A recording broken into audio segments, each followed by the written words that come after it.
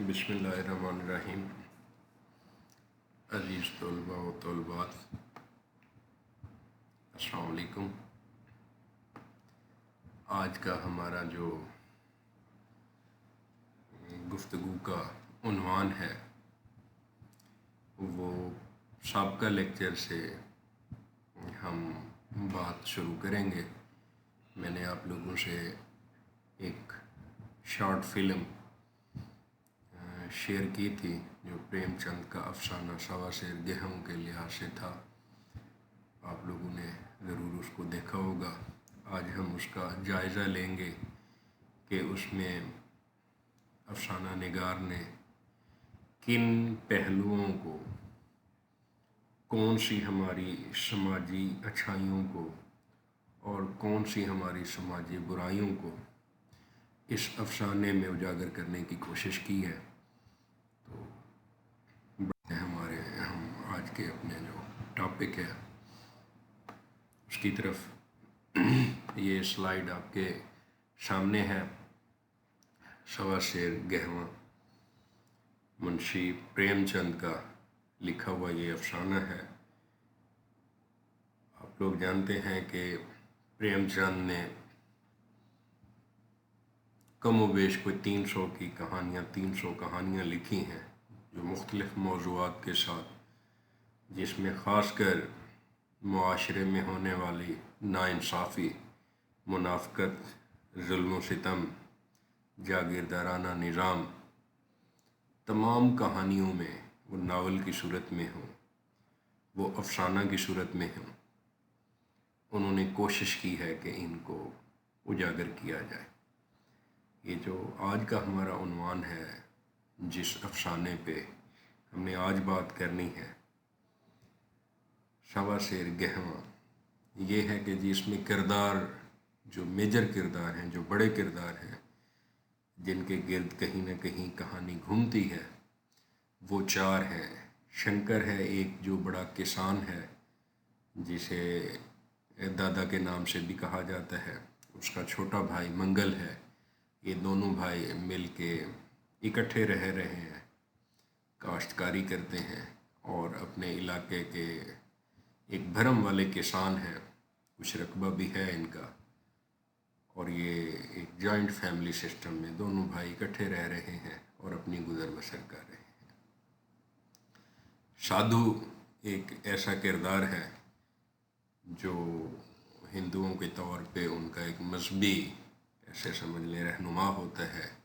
जैसे हमारे यहाँ पीरों का एक सिलसिला है कि हमारे पास ये जो गद्दी नशीं होते हैं मुख्तलिफ़ औक़ात में हमारे पास आते हैं, तो इस अफसाना में साधु का भी यही किरदार है कि वो अपने मुरीदैन, जो उसकी अकीदतमंद होते हैं, उनके यहाँ निगला हुआ है और गाहे बगाहे मुख्तलिफ़ लोगों के पास हाज़री दे रहा है।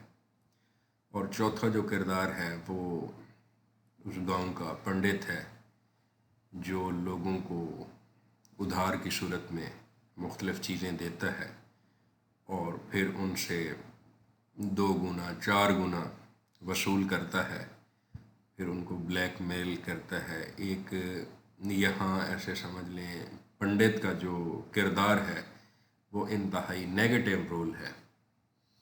हम कहानी की जानिब बढ़ते हैं तो 2 भाई जो इकट्ठे रह रहे हैं, खुशहाल हैं, अपनी ज़िंदगी को बेहतरीन तरीके से गुजार रहे हैं, बड़े छोटे का एहतराम मौजूद है, घर का किचन खूबसूरती के साथ चल रहा है।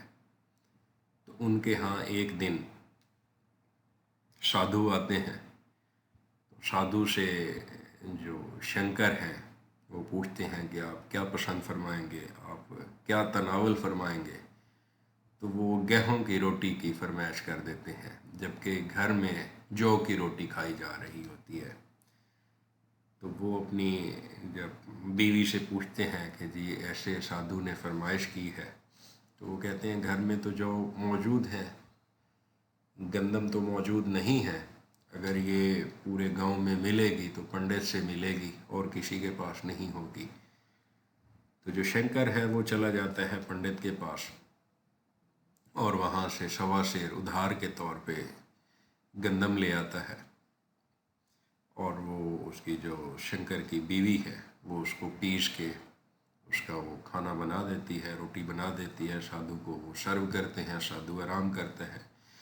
اس دوران جو اس کا بھائی ہے شنکر کا منگل، وہ یہاں بولتا ہے کہ گھر کے افراد تو جو کی روٹی کھائیں اور باہر سے آنے والا جو بندہ ہے وہ گندم کی روٹی کھائے، مطلب ایک فرق کی لائن ڈرا ہو۔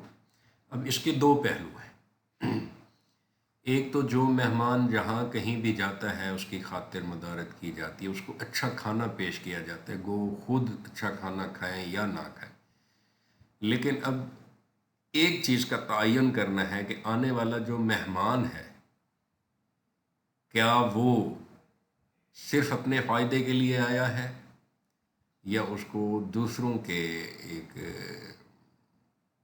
اچھائی کا خیال بھی ہے، ان کی بھلائی کا خیال بھی ہے۔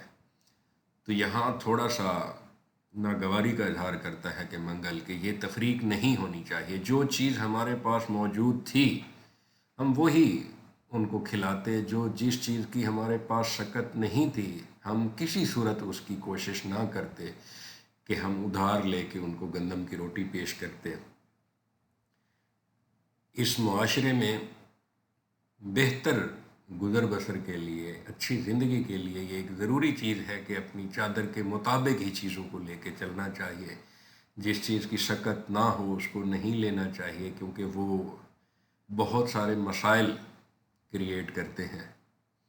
جیسا کہ پوری اس کہانی میں یہ سوا سے گیہوں جو ہے، یہ جو ادھار مانگی گئی گندم ہے، اس سے مسائل پیدا ہوتے مسائل کیا ہیں کہ جب ان دو بھائیوں شنکر اور منگل کی گندم تیار ہو جاتی ہے، وہ اس کو مکمل کر لیتے ہیں، کٹائی کے بعد وہ اس کو ایک صاف ستھرے باکس میں لیے کھڑے ہیں، جو کیونکہ زمیندار لوگ ہیں وہ اچھے کسان ہیں، پھر ان کے پاس جو اس گاؤں کے لوہار ہیں جو سالانہ بیسس پہ ان کے کام کرتے رہتے ہیں، جو کمہار ہیں، جو نائی ہیں، جو موچی ہیں، وہ اپنا اپنا حصہ، یہ کلچر ہمارے دیہاتوں میں بھی موجود رہا ہے، کافی حد تک رہا ہے، اب بھی شاید کہیں نہ کہیں کسی نہ کسی گاؤں میں یہ چیزیں موجود ہیں کہ گندم کی کٹائی کے وقت یہ سارے لوگ آتے ہیں جو علاقہ بھر کی خدمت کرتے ہیں، تو وہ گندم میں سے اپنا حصہ لے جاتے ہیں۔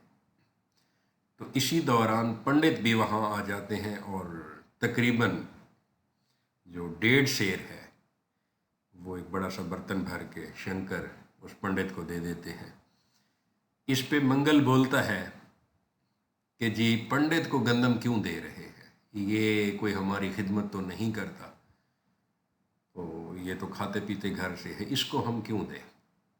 وہاں شنکر اسے کہتا ہے کہ جی جس دن سادھو آئے تھے میں نے اس سے ادھار لی تھی سوا سیر گندم، میں یہ لوٹائی ہے۔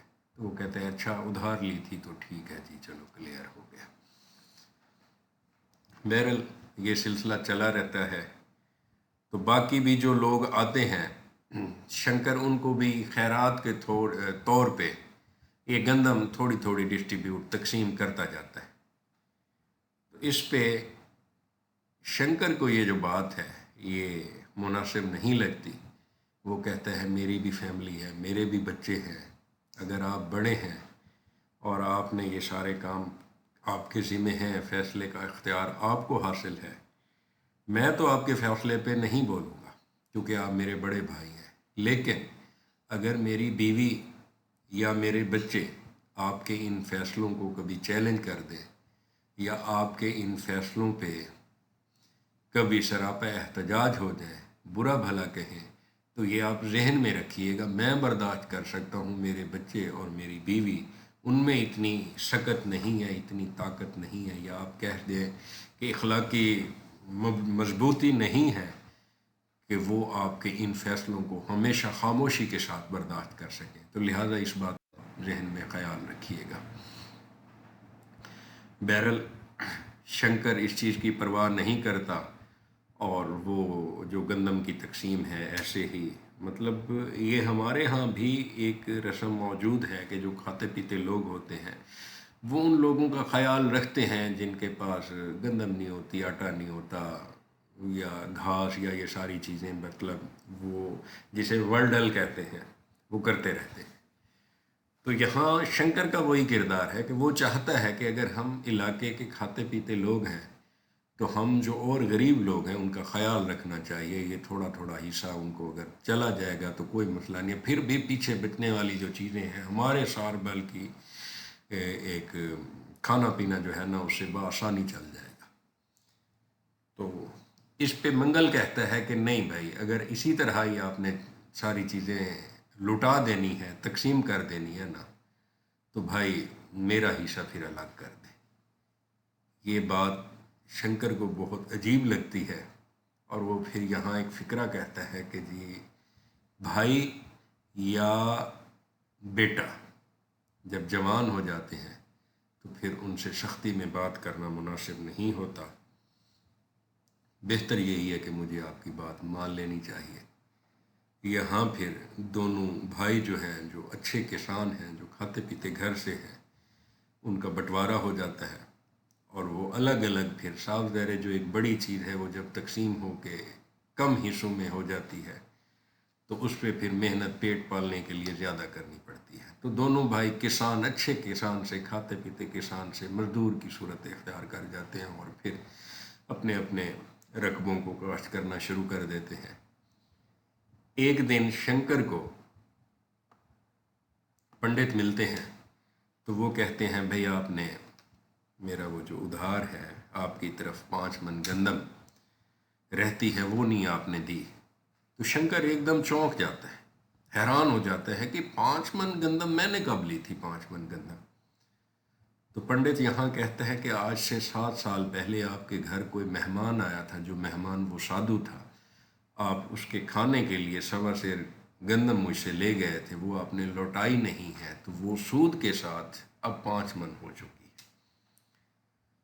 یہ جو لائن ہے یہ ایکچولی اس کہانی کی ایسے سمجھ لیں کہ پرومیننٹ چیز ہے کہ یہاں اصل مسئلہ جو ہے کھل کے سامنے آ رہا ہے۔ ہمارے سسٹم پہ ایک تنقید کی جا رہی ہے کہ 1.25 سیر گہواں کہاں اور 5 من کہاں، یہ 7 سال کا وقفہ جو ہے تو یہ اتنا کیسے ہو سکتا ہے؟ بہرحال شنکر پنڈت سے کہتا ہے بھی میں نے تو جیسے ہی گندم اٹھائی تھی آپ کو 1.25 کی بجائے 1.5 جو کلو ہے یا 1.5 سیر ہے وہ ریٹرن کر دی تھی، میں نے تو آپ کو واپس کر دی، اور پھر میں ہر سال جیسے نئی موچی لوہار ان کو دیتا رہا تو میں آپ کو بھی ویسے دے دیتا تھا کچھ نہ کچھ، وہ خیرات کی صورت میں سمجھ لیں، وہ پرشاد کی صورت میں سمجھ لیں، وہ جس صورت میں بھی سمجھ لیں۔ تو یہاں پنڈت کہتا ہے کہ جی آپ نے مجھے بتایا نہیں تھا کہ مجھے یہ خیرات دے رہے ہیں یا میرا قرض چکا رہے ہیں۔ میں تو قرض کا جو وہ تھا وہ تو اس کو تو اس پہ جو سود لگنا تھا وہ تو چل رہا ہے، وہ تو لگ رہا ہے، وہ تو ویسے ہی ویسے ہے، میں آپ نے کیونکہ بولا نہیں تھا منہ سے تو لہذا آپ کا وہ جو قرض ہے وہ ویسے کا ویسا ہے، اور یہ 5 من ہو چکا ہے، اور یہ آپ کو ہر صورت چکانا پڑے گا، اگر اس جہان نہیں چکائیں گے تو بھگوان کے پاس تو دیں گے۔ ایک صورتحال ہے کہ ہمارا جو کسان ہے وہ سمپل سادہ ہے، وہ پھر خدا سے ڈرتا ہے۔ ہمارے یہ جو جاگیردار ہیں، یہ جو بڑے لوگ ہیں، یہ جو پیسے والے لوگ ہیں، خدا سے ڈرنا یہ ضروری نہیں سمجھتے۔ بہرحال خدا کی لاٹھی تو ہے ہی ہے، لیکن جب اسے یہ دھمکی ملتی ہے کہ جی ہاں میں تو یہ نہیں بخشوں گا، میں تو بھگوان کے حضور آپ سے لوں گا، تو وہ بیچارہ کسان پریشان ہو جاتا ہے، جو پہلے ہی تقسیم کی صورت میں اپنی کچھ چیزوں سے ہاتھ دھو بیٹھا ہے، بھائی کے ساتھ اس کا بٹوارا ہو چکا ہے، اسے زیادہ محنت کوشش اسٹرگل کرنی پڑتی ہے زندگی گزارنے کے لیے، تو اب یہ 5 من گندم وہ کیسے اتارے گا؟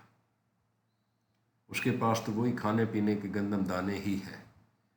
تو یہاں شنکر پنڈت کو کہتا ہے کہ جی اگر میں یہ آپ کو واپس بھی کر دیتا ہوں، چلو میں تو بھگوان سے ڈرتا ہوں، میں تو خدا سے ڈرتا ہوں، لیکن بھگوان آپ سے بھی تو پوچھے گا کہ آپ نے ایک غریب کسان پہ اتنا ظلم کیا کہ 1.25 گہم کو 5 من بنا دیا.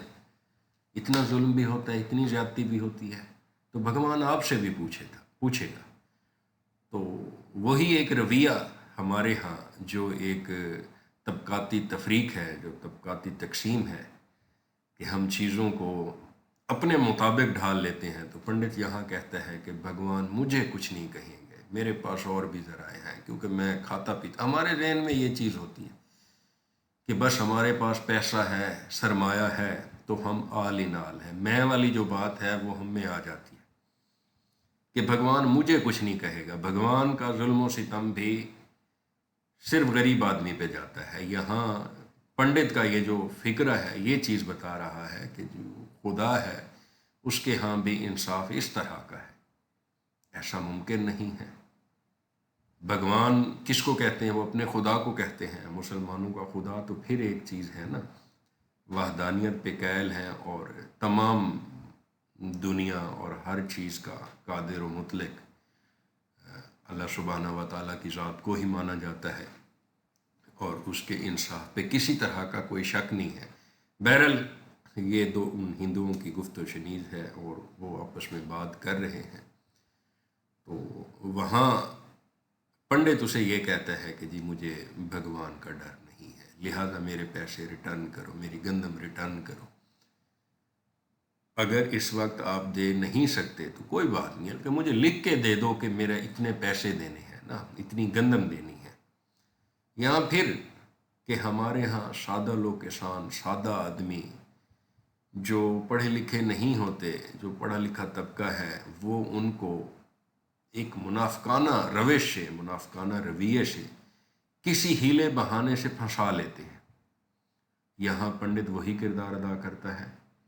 وہ غریب مسکین کسان جو شنکر ہے, جو خوشحال زندگی گزار رہا تھا, اب اس کو اس اسٹیج پہ لے آتا ہے, اس سے لکھوا لیتا ہے کہ جی پیسے چلو جب ہوں گے دے دینا, لیکن مجھے یہ لکھ کے دو.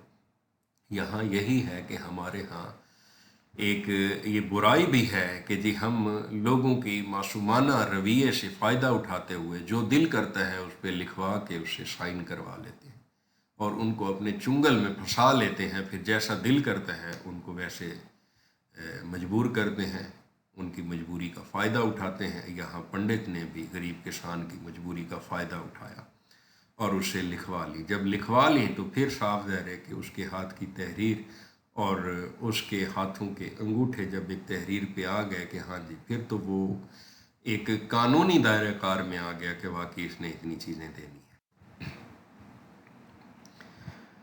وہاں سارا سال کی محنت سے, مزدوری سے, وہ جو خوشحال کسان ہے شنکر, وہ کچھ اس طرح کے شوق, چلم بھرنا, وہ حکا سگریٹ اگر پیتا ہے اس نے اس کو بھی ترک کر دیا. اس نے 3 وقت کی روٹی کو بھی ختم کر دیا. اس نے بچوں کو بھی کہا کہ پیٹ کاٹیں اور 4 پیسے اکٹھے کریں, کیونکہ ہم نے جو ہے نا پنڈت کا قرض چکانا ہے. وہ سال بھر کوشش سے اس کا جو سود ہے 5 من کا 60 روپے بنتا ہے, تو وہ بمشکل اکٹھے کر کے اس کے پاس لے جاتے ہیں اور اسے کہتے ہیں کہ یہ لو, ان کا جو انٹرسٹ ہے, جو سود ہے. تو وہ کہتے ہیں نہیں لیٹ ہو گئے ہو, تو اس پہ تو 15 روپے مزید بن گئے. وہ کہتے ہیں 15 روپے اور کس چیز کے؟ وہ کہتے ہیں نہیں جی یہ آپ لیٹ ہو گئے ہو تو لہٰذا 15 روپے آپ کو اور دینے پڑیں گے. وہاں پھر وہی بات کہ چلو یہ 60 روپے رکھ لو, میں کوشش کرتا ہوں 15 روپے اور لے آتا ہوں کہیں سے اسے ادھار کوئی نہیں ملتا. تو پھر اسے پنڈت کہتا ہے کہ چلو ہم نئی تحریر بنا لیتے ہیں کہ چلو 60 روپے میں رکھ لیتا ہوں اور یہ 15 روپے آپ پھر دے دینا. اسی طرح کرتے کرتے وہ غریب کسان شنکر مزید پھنستا جاتا ہے. وہ جتنی محنت مزدوری کرتا ہے, جتنا اپنا پیٹ کاٹتا ہے, وہ قرضے سے جان نہیں چھڑا سکتا. تو ایک دن پنڈت شنکر کو کہتا ہے کہ اگر آپ میرا قرضہ واپس نہیں کر پاتے تو میرے پاس ملازم ہو جاؤ, میں تنخواہ کی کچھ چیزیں جو ہے نا آپ کی یہ خرچے میں پوری ہوتی جائیں گی, سود میں میرے ہاں کام کرتے رہو, میری ملازمت میں آ جاؤ, میرے ملازم بن جاؤ, میرے نوکر بن جاؤ. جو میں کام آپ کو کہوں گا وہ آپ نے کرنا ہے، اور اپنا یہ جو سود ہے یہ بڑھنے نہ پائے۔ اوریجنل جو رقم ہے وہ تو کھڑی ہے، وہ تو آپ نے 5 من دینی ہی دینی ہے۔ اوریجنل کہاں ہے؟ 1.25 سے شروع ہوئی ہے اور 5 من پہ پہنچ چکی ہے۔ اگر ایسا نہیں کرو گے، اپنی زندگی میں یہ نہیں کر پاؤ گے، تو کل کو تمہارا بیٹا جو ہے اس کو میرے ہاں ملازمت ہونا پڑے گا، اس کو یہ قرض چکانا پڑے گا۔ اگر بیٹا بھی نہیں اتار سکے گا تو پوتا آئے گا، وہ اتارے گا۔ ہمارے ہاں اس افسانہ میں پریم چند نے طبقاتی تقسیم، طبقاتی تفریق کو ایک مؤثر انداز سے پیش کیا ہے، ایک کہانی کی صورت میں۔ یہ 100 سال کی پہلے کی بات ہو، 200 سال پہلے کی بات ہو، لیکن ہمارے ہاں آج بھی یہ چیز موجود ہے کہ ہم غریب لوگوں کی مجبوری سے فائدہ اٹھا لیتے ہیں۔ آج بھی اس معاشرے میں بھی، جدید دنیا میں آج بھی یہ رسم موجود ہے کہ کسی غریب کو اگر کوئی ادھار دیتا ہے، وہ سود کی شکل میں اس کی زمین کے کاغذات ہوں، اس کی سواری کے کاغذات ہوں، اس سے کوئی تحریری طور پہ کوئی چیک، کوئی ایسی چیزیں لے لیتا ہے تاکہ کل 2 گنا، 3 گنا، 4 گنا، 6 گنا وصول کر سکے۔ اور ایسا ہی جو وہ مجبور کسان ہو یا فرد ہو معاشرے کا، وہ پھنستا جاتا ہے اور وہ ادھار نہیں چکا سکتا۔ معاشرتی برائی کو پریم چند نے ایک نہایت خوبصورت انداز سے اس افسانہ میں بیان کیا ہے کہ یہ سلسلہ نہ صرف پہلے موجود تھا بلکہ آج بھی موجود ہے۔ پریم چند کے تمام تر افسانے جو ہیں وہ ہماری معاشرتی برائیوں کے اس طرح کے مسائل پہ لکھے گئے ہیں۔ وہ باتوں باتوں میں کہانی ایسی بناتے ہیں کہ ہمارے معاشرے میں موجود جو اس طرح کی روایات ہیں، جو اس طرح کے رویے ہیں، ان کے جو نقصانات ہیں وہ سمجھانے کی کوشش کرتا ہے۔ بہرحال ہم پہ ایک ذمہ داری آتی ہے کہ معاشرے میں اس طرح کی برائی کہیں بھی موجود ہے تو ہم اس کے تدارک میں جو مظلوم ہے اس کا ساتھ دیں۔ پریم چند نے بھی ایسا ہی کیا اپنی پوری زندگی میں کہ وہ ظالم کے خلاف رہا، وہ مظلوم کے ساتھ رہا، مظلوم کے ساتھ اس کی ہمدردیاں رہیں۔ اس افسانے میں بھی ہم نے دیکھا ہے کہ اس نے ہمارے معاشرے کی جو برائی ہے اس کو اجاگر کرنے کی کوشش کی ہے۔ اس سے پہلے ہم نے جو ایک بہت کمال قسم کا افسانہ ہے کفن، اس میں بھی ہم نے دیکھا کہ معاشرتی برائیوں کو کس طرح پریم چند نے سامنے لایا ہے، اور عوام الناس کو ان کے جانے کے کم و بیش کوئی 80-90 سال بعد بھی انہوں نے یہ میسج دیا ہے کہ معاشرے میرے دور میں جو موجود برائیاں تھیں وہ آج کے دور میں بھی موجود برائیاں ہیں، لہٰذا ان کو کسی صورت تو ختم ہونا چاہیے۔ انسانیت زندہ ہونی چاہیے، نہ کہ یہ ظلم زندہ رہے۔ ظلم کو مٹنا چاہیے، ظلم کو ختم ہونا چاہیے۔ بہرحال یہ ایک چھوٹا سا ہلکا سا تجزیہ تھا جو میری سمجھ میں آیا، جو اس افسانہ کو پڑھنے سے، دیکھنے سے میں سمجھ سکا، تو میں نے آپ لوگوں کے ساتھ شیئر کیا۔ یقیناً آپ لوگوں نے بھی اس کو دیکھا، اس پہ باقاعدہ کچھ تحریر بھی بنائی، تو بہرحال آپ اس کو اچھے انداز سے کر سکتے ہیں۔ سلیبس میں موجود یہ جو چیزیں ہیں تو کوشش ہوگی کہ پریم چند کے 1 یا 2 اور افسانے جو اچھے افسانے ہوں ان کو بھی اسی طرح ہم پڑھ لیں، کیونکہ سلیبس میں کافی سارے افسانہ نگار موجود ہیں۔ 2 افسانے اور پڑھنے کے بعد پھر ہم کوشش کریں گے کہ کسی اور افسانہ نگار جیسے غلام عباس ہیں اور مختلف ہیں، منٹو ابھی ہمارا رہتا ہے، تو کوشش کریں گے کہ ہم پھر اس طرف چلیں گے۔ بہرحال اس کو ساتھ ساتھ آپ کوشش کریں اپنے نوٹس وغیرہ بھی بناتے جائیں تاکہ آنے والے امتحانات میں یہ آپ کے کام آ سکیں۔ اور ذہن میں رکھیے گا کہ عید الاضحیٰ کے فوراً بعد ہمارا مڈ ٹرم کا امتحان بھی ہونا ہے، تو اس کے لیے آپ تیاری میں رہیں۔ انشاءاللہ جو سبجیکٹ، مجھے امید ہے کہ میرا سلیبس مڈ کے قریب ہونے والا ہے، انشاءاللہ جو سبجیکٹ رہتے ہیں تو انشاءاللہ کوشش ہوگی کہ کچھ ٹاپکس میں میں آپ لوگوں کی مشاورت، معاونت سے تو میں آپ لوگوں کو وہ ٹاپک بھی کور کروا سکوں تاکہ مڈ ٹرم تک کا سلیبس جو ہے ہمارا اچھے انداز سے کور ہو سکے۔ اللہ آپ کا حامی و ناصر ہو، تب تک اللہ حافظ۔